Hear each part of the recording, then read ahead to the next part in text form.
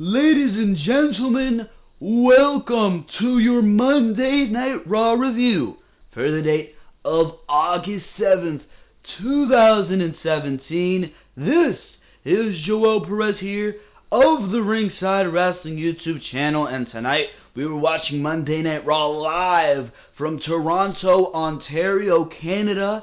And I mean, it was another by-the-book show here on the road to SummerSlam 2017. I mean, Jesus Christ. Monday Night Raw, everything that is not concerning that Universal Championship picture is absolutely awful to watch, bro.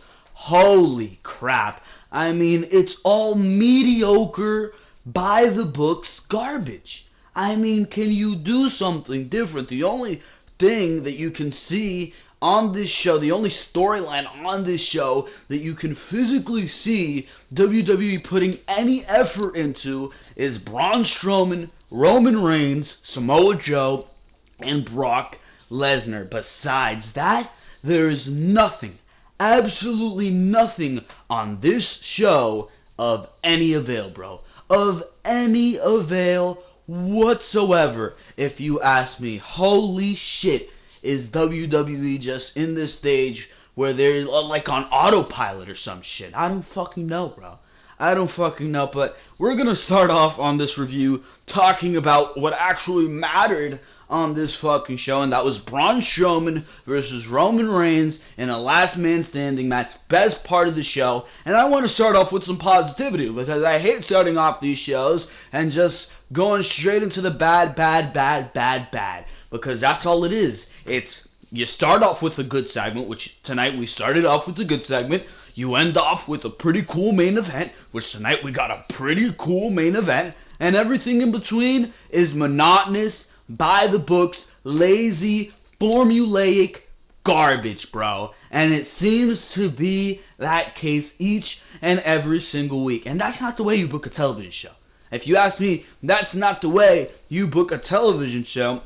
And yes, part of that does have to do with the 3-hour format of Monday Night Raw, but then again, when you have the roster that you do, with the Braun Strowmans, Roman Reigns, Samoa Joe, Brock Lesnar, Sasha Banks, Bayley, Alexa Bliss, Nia Jax, Sheamus and Cesaro, Seth Rollins, Dean Ambrose, Finn Balor, Bray Wyatt, Elias Sampson. I mean, I can sit here for days telling you all the strengths of WWE's roster, and then we're sitting here getting these mediocre shows. Nothing of avail besides the Universal Championship picture. But you know where you will find something of avail? The Ringside Wrestling YouTube channel. Ooh, look at that segue, bro. Of course, the Ringside Wrestling YouTube channel, a bunch of great content for all of you to check out right here on the Ringside Wrestling YouTube channel. Monday Night Raw and Smackdown reviews for last week are up, as well as Behind the Mic, episode number 31, where we're talking about a lot of things going into SummerSlam, particularly the Brock Lesnar, Samoa Joe, Roman Reigns, and of course Braun Strowman match, the finish to that Universal title match being kept a secret to everybody in the WWE, which is really interesting if you ask me. So make sure to go check Behind the Mic out. The links to those videos are down in the description if you like what you're watching there. If you like what you're listening to here, make sure to subscribe to the Ringside Wrestling YouTube channel. And of course, make sure to leave a like on this video if you enjoy what you're watching here. Subscribe, of course. I gotta say it like 30 times so you guys can do it. But subscribe to get everything regarding the WWE going into SummerSlam weekend. We're going to have a bunch of videos previewing predictions for SummerSlam, previewing predictions for NXT TakeOver Orlando, Monday Night Raw and Smackdown reviews to the go-home shows on that week, and of course reviews to both SummerSlam and NXT TakeOver Brooklyn, which I said Orlando. I can't get that shit out of my head. Fuck me, right? NXT TakeOver Brooklyn, god damn it. Holy shit, but we are talking about Monday Night Raw, not NXT, not anything else. Of course, we're talking about Monday Night Raw, and we had a fantastic main event here tonight on Monday Night Raw. Of course, it was Braun Strowman versus Roman Reigns in a last man standing match, which I don't know why the fuck WWE did not tell you about that last week on Monday Night Raw, where everybody was watching, so they can tune in the next week. Ooh, I want to see a last man standing match between Braun Strowman and Roman Reigns. No, instead they put it on Twitter, on Facebook, on their YouTube channel. No, bro. That's not the way to promote something. That's not the way to make people excited for what they're going to see next week on Raw. But that's besides the point. Great main event here tonight when Roman Reigns and Braun Strowman get in that ring. It is absolutely fantastic. I've said it before. They have the chemistry. They have the intensity of old classic Stone Cold Bret Hart, Stone Cold Rock, Shawn Michaels, Bret Hart, just the intensity of these classic rivalries from back in the day. You really see a lot of that between Braun Strowman and Roman Reigns, where they're just rivals for the rest of their careers, and you see it going on for a long, long time in the WWE. And when they do get in that ring together, you're getting some great goddamn matches out of it. And that's what I see between Braun Strowman and Roman Reigns. There's a lot of great stuff we've seen in this match, but the best thing we've seen in this match, is the guy in the crowd every fucking time Roman Reigns would fucking Roman Reigns would get any offense. The motherfucker would point at Roman Reigns. He was right on camera view, and you could tell Kevin Dunn was going crazy trying to keep this motherfucker off camera, bro. He would hold up the fucking trash can. He had a fucking sign with the trash can on it, and every time Roman Reigns would take advantage, he would fucking hold up the trash can. Absolutely fucking hilarious, bro. I was dying watching this fucking matchup, laughing my ass off, because everybody hates Roman Reigns that motherfucking bad. And of course, you've seen all the physicalities in this fucking matchup. Braun Strowman throwing Roman Reigns into the fucking LED board. Roman Reigns hitting Braun Strowman with the fucking steel steps. Fights through the fucking crowd. Strowman's head is going into the side of the fucking announce table. Just a bunch of shit. Chairs, tables, Samoan drop through a table by Roman Reigns onto by Roman Reigns to Braun Strowman, I should say. Holy shit. But just a lot of physical stuff. Roman Reigns with the spear running from the top of the ramp, spearing Braun Strowman, who was at the bottom of the ramp. So huge spot there. And of course, when that spear did happen, you were like, oh my god, this fucking bullshit right here. Oh, by the way, there was a fucking spot where Roman Reigns, he was looking for a spear. They were like by the timekeepers area. He was looking for a spear on Braun Strowman. Strowman grabs a fucking chair, like one of those chairs that the announcers sit on. Not a fucking steel chair, but like a luxury chair, like that you'd see in Vince McMahon's office. Takes that shit, throws it right at fucking Roman Reigns. Roman's down. Very near fall there. Roman, of course, being the Superman that he is. Superman, he's got to get up every fucking time at 9. But, being the Superman that he is, he got up. But, of course, in the end, spear from the top of the ramp. Strowman, who's at the bottom of the ramp, spears right through him. Roman's about to win. He's leaning against the fucking, the barricade. And I love the way WWE shot this. They made Samoa Joe look like a normal member of the fucking audience as he fucking grabs Roman Reigns and puts the coquina clutch on Roman Reigns, goes over the barricade, takes Roman Reigns down, leeches his legs around him, wraps his legs around Roman Reigns. Reigns is down. Reigns is knocked out. I think he was tapping out. I think I heard Corey Graves say Roman is tapping out by accident, and then they made him say, you could tell Vince McMahon was yelling at him from the fucking gorilla position through the mic, and he was very quick to say pass out, because you gotta protect Roman Reigns. He's the Superman. He's the god, right? Absolute fucking bullshit. But Roman Reigns, he was knocked out by Samoa Joe, and of course, Samoa Joe allowed Braun Strowman to get up and win the matchup as Roman Reigns was down for the 10 count. What fucking boggled my mind was that before Roman Reigns was actually fucking down, or what I should say is, before Roman Reigns was grabbed in the coquina clutch by Samoa Joe, there was already like a count of 8 on Braun Strowman. Why the fuck did the referee stop counting Braun Strowman? Why the fuck did the referee divert his attention to Samoa Joe and Roman Reigns? Wasn't the referee supposed to keep counting and Roman Reigns was supposed to win? I don't fucking know. Made no fucking sense to me, bro. But, of course, Braun Strowman did win the match since Roman Reigns was put in the coquina clutch. Logic gaps are fucking not. That's just the type of thing I noticed while I'm watching this fucking show. But, I mean, Braun Strowman wins the match, and clearly, I think Samoa Joe attacked Roman Reigns because of the fact that Roman Reigns speared Samoa Joe last week in that triple threat. 1, 2, 3, beat him clean. So I think that's Samoa Joe getting his payback for that because he didn't go and attack Braun Strowman when Braun Strowman tried to get up. So I think it was just simply payback from last week where Roman Reigns did pin Samoa Joe in that triple threat match. I was very adamant about that.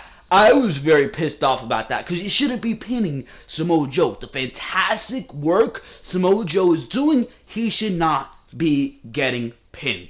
That's all I could say about that. For now, ladies and gentlemen, that's all I got to say about that last man standing match. Glad they put on a big spectacle type match on Monday Night Raw. You really do need to do that every once in a while. You need to put a WWE Championship match on your Raws and Smackdowns from once in a while to keep these shows feeling big. You need to put a last man standing match on there, a big stipulation match on there every once in a while that's going to have the crowd rocking, because if you don't, it's just going to feel like generic, boring garbage that's there to slowly advance storylines every week. So I'm glad they did that here tonight.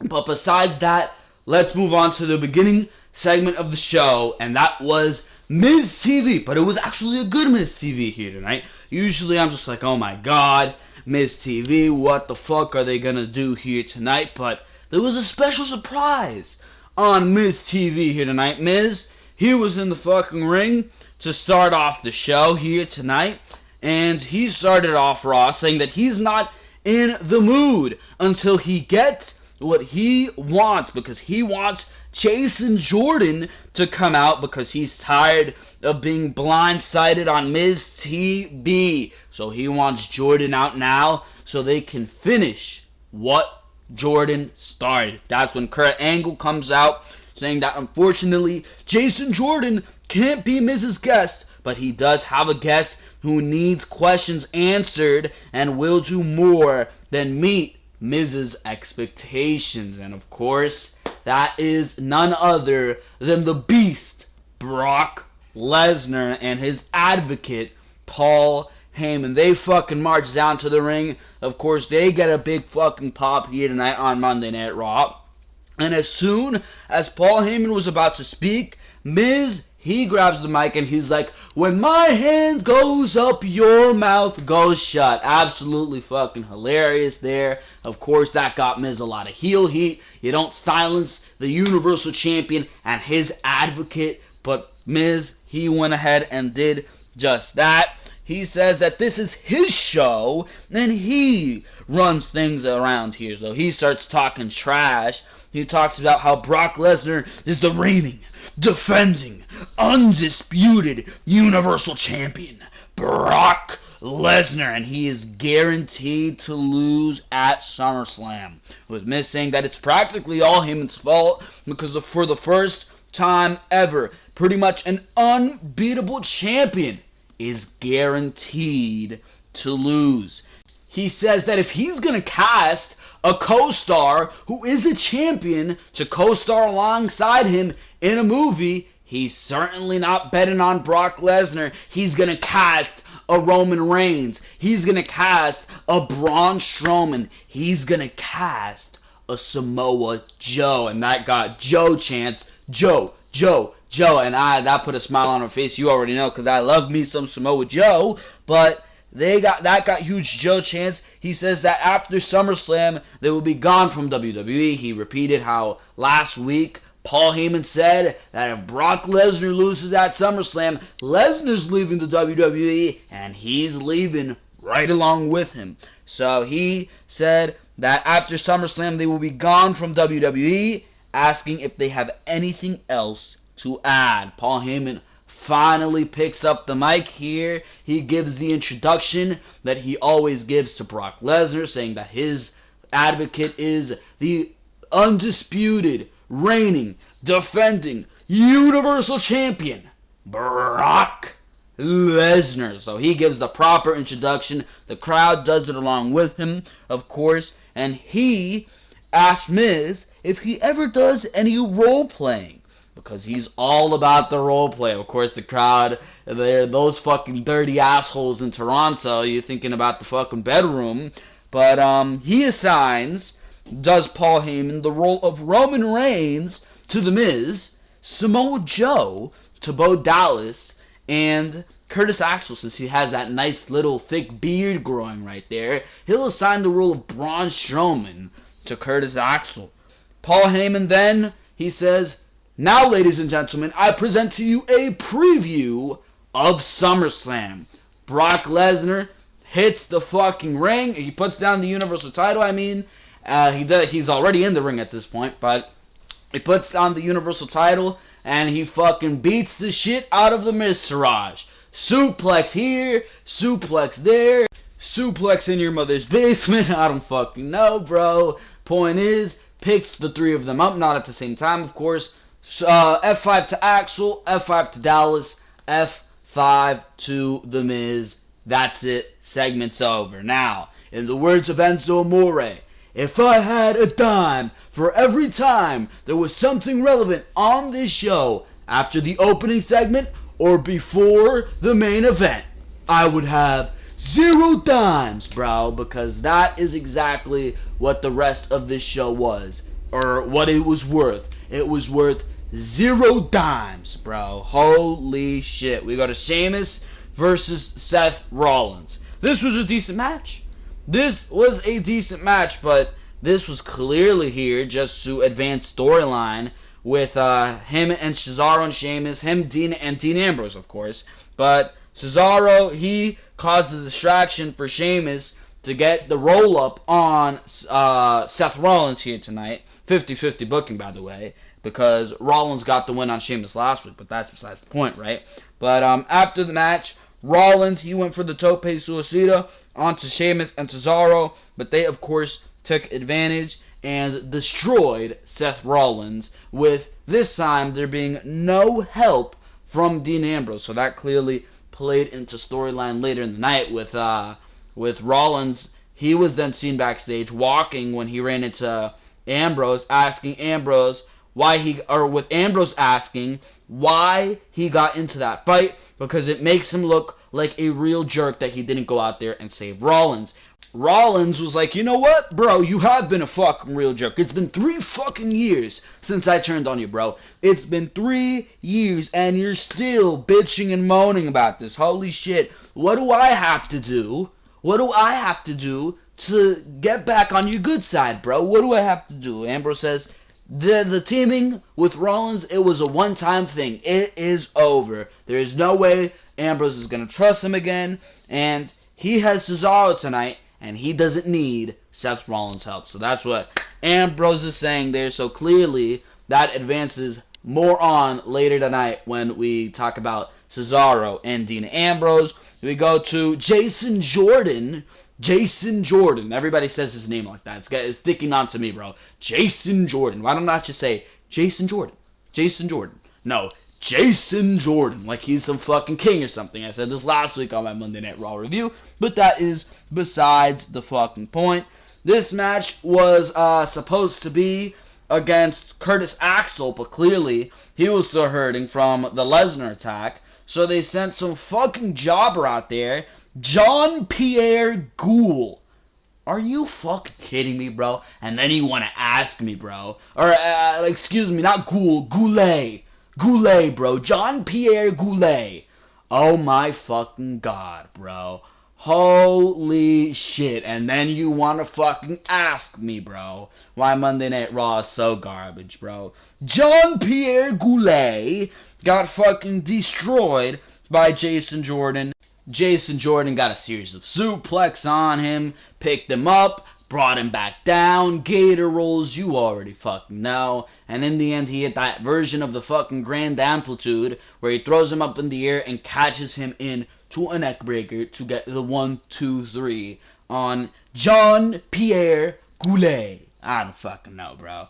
Bayley was interviewed about her shoulder. She came out to the fucking ring. She was interviewed about her shoulder injury, saying that it sucks that she can't watch the footage, or it sucks, saying that she can't watch the footage because it just makes her mad, saying that in the moment she felt that something was wrong, but she finished the match because she knew that she needed to prove that she's a threat in this women's division.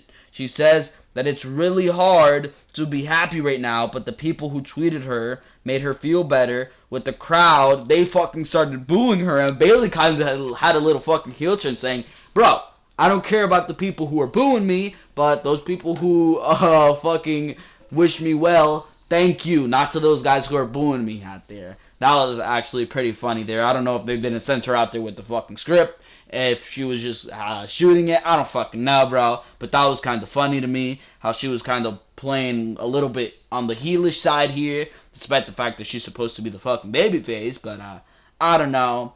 Bayley, she says that when asked, here we are, when asked who she wanted to win, Bayley, of course, said her best friend, Sasha Banks. And that's when Sasha Banks fucking came out here, bro. We were in for a triple threat match. Holy shit, if I can fucking talk here. We were in for Sasha Banks versus Alicia Fox versus Emma. And Alexa Bliss was on commentary for this match. I didn't fucking know when I was taking notes for this match and when I was watching this match. But this was apparently one of 2 triple threat matches to contend for the women's title here tonight at SummerSlam, since Bayley, of course, isn't going to be able to challenge after being injured. I feel sorry for Bayley. It's unfortunate that she got injured. It's unfortunate that she's going to be missing SummerSlam, but it kind of plays into fucking storyline anyways, because Sasha Banks was supposed to be the original person to go into the match with Alexa Bliss. That was what originally made fucking sense. Sasha Banks lost, or yeah, Sasha Banks won via countout, and she deserved another title match anyways. So the fact that Bayley was giving that match made no fucking sense to me. So now that clearly is being reversed. I think it builds some sympathy over Bayley. I think it's going to allow the crowd to get more fresh on Bayley, because it's going to allow them to forget more about all the bullshit she's been put through on Monday Night Raw. It's going to allow us to see Bayley when she does get back with the fresh set of eyes, and I think that's something that Bayley needs. It's a little bit of a reset for Bayley. But besides that, I mean, who cares? Who really cares about this fucking women's division? You got fucking Emma, who the crowd was chanting here tonight. Give Emma a chance. Give Emma a chance, because she was so fucking fantastic in this fucking match. And when you gave her a chance to run with the ball, she ran with it here tonight. I wanted Emma to win, even though I knew that since she was in a fucking match with Sasha Banks, she was not going to win here tonight. Clearly, Sasha Banks was going to be the winner here. And of course, Sasha Banks was the fucking winner. You got the crowd chanting, give Emma a chance. Did they give her a chance? No, they fucking don't. She was tapping out to Sasha Banks in this matchup here tonight. Despite the fact that you have Alicia Fox, who has not been doing anything, who has been on FaceTime with Noam Dar in the Cruiserweight division, yelling at him through the fucking phone, bro. That's what Alicia Fox's last couple months on Monday Night Raw have been, yet you're giving her the chance to escape without being pinned. But Emma, she has to take the tap out, right? Yeah, sure, bro. Sasha Banks locks in the bank statement to solidify herself a spot in the matchup that will determine next week the number 1 contender to the Women's Championship. The other Fatal 4-Way, we will talk about that one shortly. But for now, we go to Braun Strowman, who was interviewed by Renee Young about his last man standing match with Roman Reigns, saying that he likes hurting Roman Reigns. He likes seeing the hope of Roman Reigns fleeting from his eyes when Braun Strowman attacks him. He likes fucking hurting Roman Reigns. I love the way Braun Strowman talks, by the way. I like hurting Roman Reigns. I love Braun Strowman's voice. Absolutely fantastic. He says he's broken Roman Reigns' body before, and tonight he breaks his spirit. He says some other shit about winning the Universal title at SummerSlam, and that ends the interview. We go on to Enzo Amore, who came and introduced Big Show. When Show came out, Amore started talking about how he and Big Show are a dream team, blah, blah, blah, blah, blah. He says that Show's fist is incredible, with Show saying that he knows Cass's chin is definitely soft after last week, blah, blah, blah. Big Show started talking about how Cass needs to show some respect, but that's when Gallows and Anderson, they came out saying that if they want a challenge, they should challenge the Good Brother, and then they say some bullshit where they're calling Big Show and Cass, or Big Show and Enzo, I should say. They're calling them nerds. Oh my god, bro. Holy shit, you nerd. I hate the way they fucking do that. Absolutely awful gimmick for Gallows and Anderson. They should be fucking tag team champions. They should be legitimate fucking threats in this tag team division. But of course, this tag team division is a fucking joke. And now the Revival is injured. Now the fucking Revival is fucking injured. Who the hell are the Hardys going to face at SummerSlam? You're telling me the Hardys have nobody to face at fucking SummerSlam? You're telling me the Hardys are going to be left off of the SummerSlam card? Holy shit, bro. Holy shit. You've got to be fucking kidding me, bro. Enzo said that Gallows and Anderson, if Gallows or whichever one of them puts their finger to their mouth, they look like Dr. Evil and Mini-Me. That's actually kind of funny. And after that, the fucking match started. Gallows and Anderson versus Enzo Amore and Big Show. Big Cass, he fucking came out in the middle of this match. That distracted the Big Show, and that allowed Gallows to get a huge kick on the fucking Big Show. He was on the apron, waiting to tag in. It was, of course, one of those matches where you beat down on the small guy, Enzo, of course, waiting for the fucking hot tag. But Gallows, of course, got the kick onto the Big Show. He got a kick on the Big Show. That took Big Show out of the match, and that allowed Gallows and Anderson to take advantage. They tried for a Magic Killer on Enzo. Enzo actually hung on, was able to avoid the Magic Killer, got a roll up on the fucking wrong man. He got a roll up on Gallows. The referee, like a fucking goon, counted anyways. But Anderson got a kick on Enzo. 1, 2, 3. It is over. He fucking beats Enzo Amore. So Gallows and Anderson actually getting a fucking win here over Big Show and Enzo Amore. But clearly after the match, that is what has to do going into SummerSlam. Big Cass, he got a boot on the Big Show, who was barely getting up at this point. But Enzo, he got a tope suicida. Suicida, I don't fucking know, bro. Suicide is what I want to do, is what I want to commit after watching Monday Night Raw every week. That's what I know. But he got a tope suicida onto Cass. As Cass chased Enzo around the ring. Show, he got a fucking Superman punch right on fucking Big Cass, and that ends the segment. The fact that we have to see the Big Show on Monday Night Raw every week is an absolute nuisance. If Big Cass and Enzo Amore go on to be a tag team, or Big Show and Enzo Amore go on to be a tag team on Monday Night Raw, I wouldn't mind that. I wouldn't mind that. I mean, it's something for the Big Show to do. It keeps Enzo on Monday Night Raw in the spotlight, keeps his morale up there. He's still on Monday Night Raw. He's in another tag team, and maybe he could reach the success he didn't reach with Big Cass. This tag team division definitely needs a fucking team. Are Big Show and Enzo, are they going to be a good team? I don't fucking know. Are they going to be entertaining as Enzo and Cass? I don't fucking know. I know that Big Show is no Big Cass. Enzo and Cass really fit that much better together, but I don't fucking know, bro. I don't fucking know. It depends what WWE decides to do at the end of the day, but I just have no fucking idea where Enzo Amore fits onto Monday Night Raw. I think Show has nothing to do after SummerSlam. Enzo has nothing to do after SummerSlam. So the best scenario could probably be to fit them into a tag team division, which definitely needs teams at this point. The thing is, are they going to be as good a team as Enzo and Cass? I don't fucking think so. Moving on here, we go to Finn Balor. He came out and reminisced with the Balor Club about kicking Bray Wyatt's teeth down his throat. He says that he's going to be honest. Bray Wyatt gives him the spooks, saying that he's less about wins and losses and more about hurting you. But Balor is about taking the obstacles of life and taking them by the throat. So next time that Wyatt tries to strike him because he doesn't care, or next time Wyatt tries to strike him, he's going to take him down. Or next time Wyatt tries to strike him, he's going to fucking take him down. Some shit like that. So he doesn't care if that's at SummerSlam or tonight. He's going to be ready to fight. That's when Bray Wyatt, he fucking comes out. He quickly gets taken down by fucking Balor, who, Wyatt, he appeared in the middle of the ring.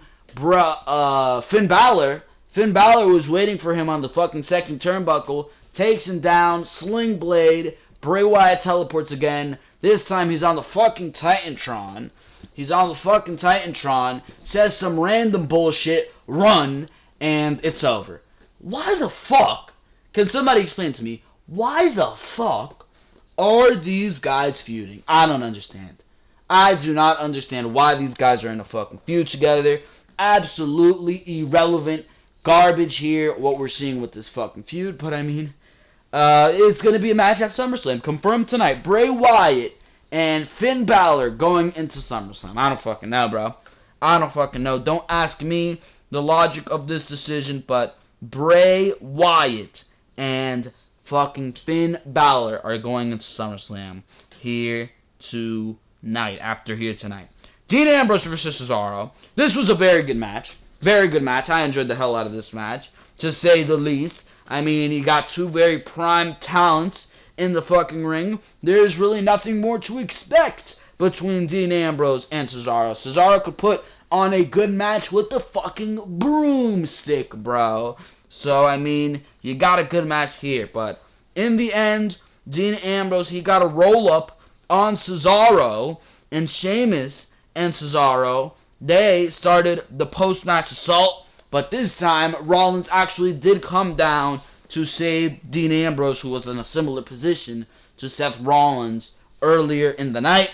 He came down to save Ambrose, but when Ambrose got up and finally extended the fist, they're finally going to be a team. They finally trust each other again. Seth Rollins walks away. Are you fucking kidding me, bro? This is like Rachel and Ross from Friends, bro. You watch Friends? I love Friends, bro. I love me some Friends, but this is like Rachel and fucking Ross. The entire majority of Season 1 and Season 2, bro. This time Ross likes Rachel, but Rachel doesn't like Ross. But Rachel's with this motherfucker, Fabio or some shit like that. I don't fucking know. Rachel, she doesn't even know that fucking Ross likes her, bro.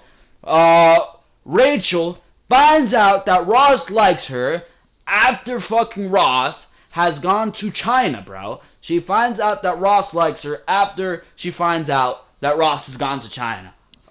Rachel, Ross is back from fucking China. He comes back with this bitch Julie.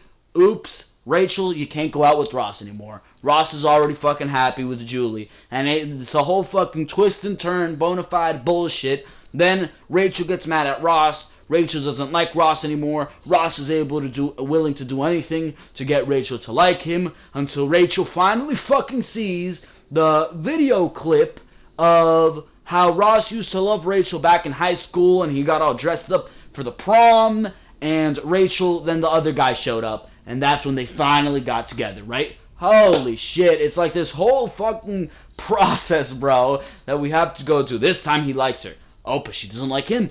This time she likes him, but he doesn't like her. I mean, what is this, bro? Is this a fucking comedy, sitcom, or is this Monday Night Raw?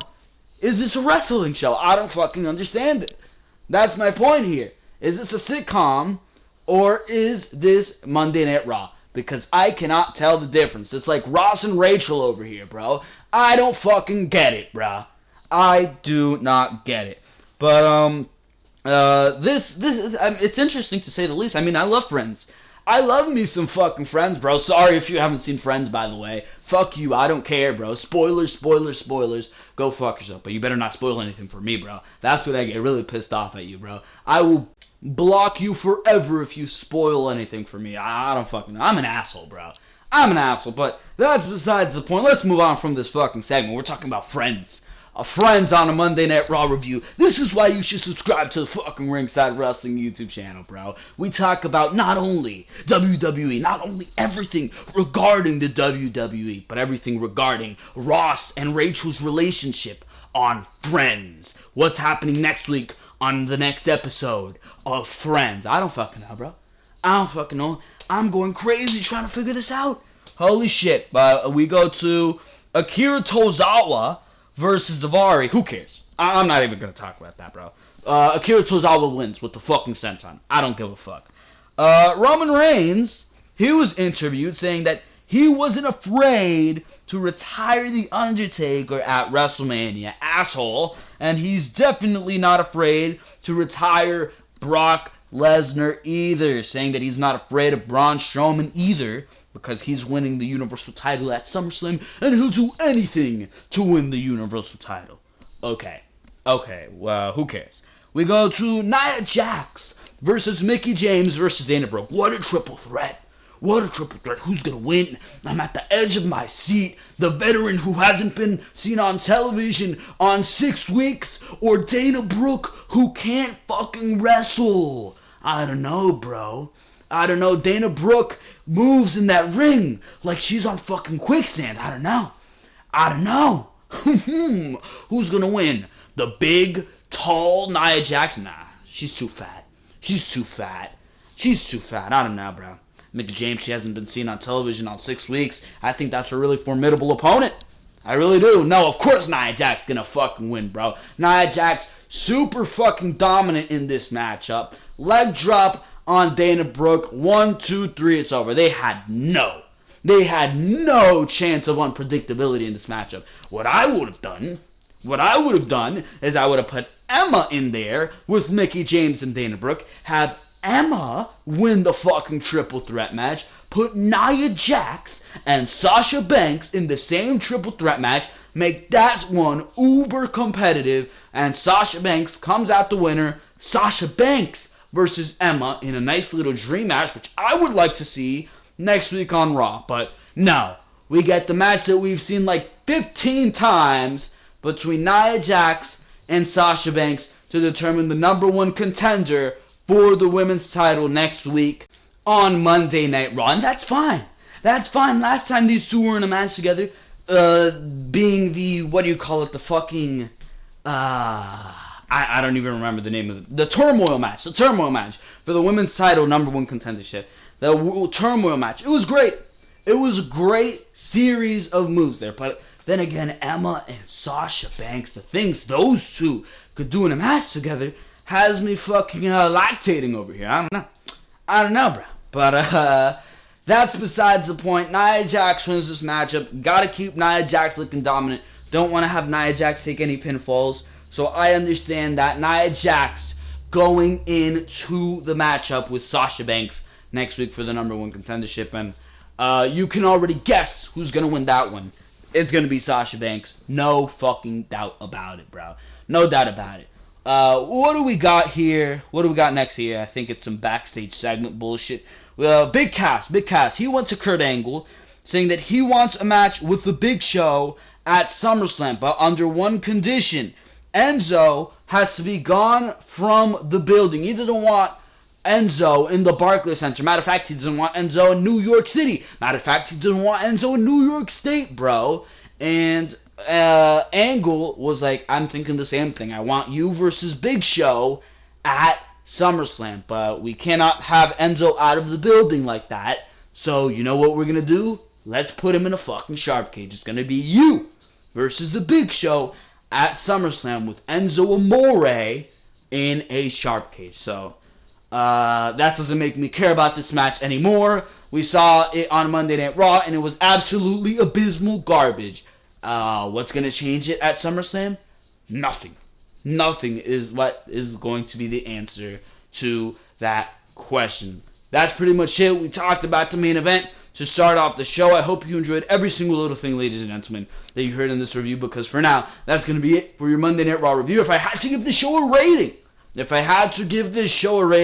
it'd probably be, well, he tallied up. You got the main event, that's 1.5 stars, or 1.5 points added to the show. The opening segment, that's 1 point added to the fucking show. Nice match between Cesaro and Dean Ambrose, that's another point added to the show. 3.5 out of 10 for Monday Night Raw here tonight. If you have a brain, you will know that that is awful. Not good at all for Monday Night Raw. They need to fucking get their shit together on this fucking show. Absolutely god-awful garbage what we seen here tonight. Mediocre, fucking terrible bullshit is what we're seeing each and every single week on Monday Night Raw. That's not the Universal title picture. If it's the Universal title picture, I mean, they're going to put all their efforts into making it the most triumphant thing you've ever seen. If it's Roman Reigns, it's going to be the most triumphant thing you've ever seen. If it's anything other than that, we don't care. We do not care. And if you don't care, if I see it coming from the screen that you don't care, I ain't gonna care either, bro. Because for now, this has been your Monday Night Raw review for the date of August 7th, 2017. I hope you enjoyed each and every single thing that you heard here. Like I said at the beginning of the video, make sure to go check out all the other content on the Ringside Wrestling YouTube channel. Raw reviews, Smackdown reviews, pay-per-view reviews, NXT TakeOver specials, behind the mic each and every single week. Over 200 videos to go check out on the Ringside Wrestling YouTube channel. Make sure to go check it all out. Because for now, ladies and gentlemen, make sure to like, make sure to comment, make sure to subscribe for everything regarding the WWE. Because for now, I am out of here. Thank you very, very much for watching this video, and I will see you tomorrow for your SmackDown Live review.